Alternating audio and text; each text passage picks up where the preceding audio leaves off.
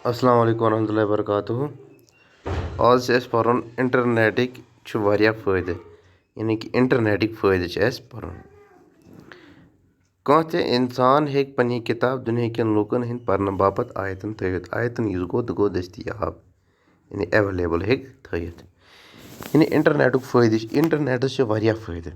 तो कह फ़ायदे ये लिखित कि अमिक क्या फ़ायदे तम परो ब्रोकन यानी इंटरनेट अत पे हे कह ते इंसान अगर पन्नी किताब ये सह पब्लिश करें पन्नी किताब हे सह अपलोड कर इंटरनेटस पे तो बाकिन लूक हेकन सह किताब इंटरनेट के जरिए पढ़ित इंटरनेट सत हे कह शख्स कारोबार हुर कर तसन इश्तिहार वातन सरसी दुनियास यानी कि इंटरनेट इंटरनेटस पे हे कह शख्स पन्नस कारोबार हुर कर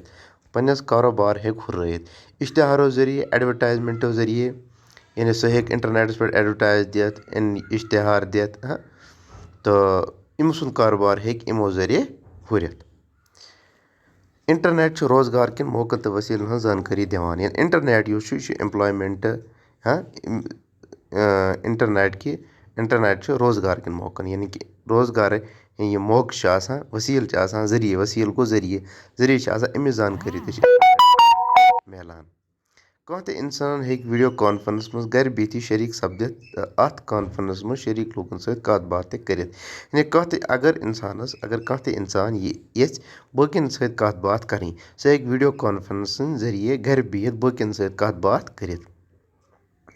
यानी कि छुट मिसाल अख दिमो बह तुह कि जूम क्लास रटान जूम क्लास मज क्या तुह टीचर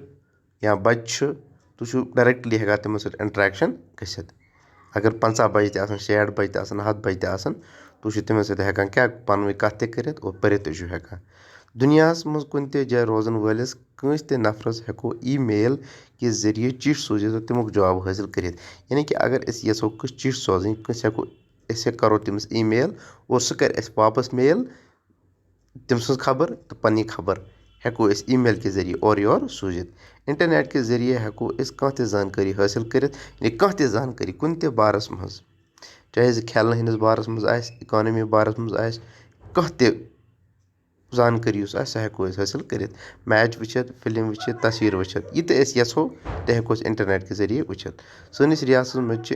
मज इंटरनेट वारिया इंटरनेट कैफे गो सह दुकान ये इंटरनेट सहूलियत दस्तियाब यानी कि सनिस रियासत मज वारियान जायन इंटरनेट कैफे अत हेको सहल पे कह पोस खर्चवित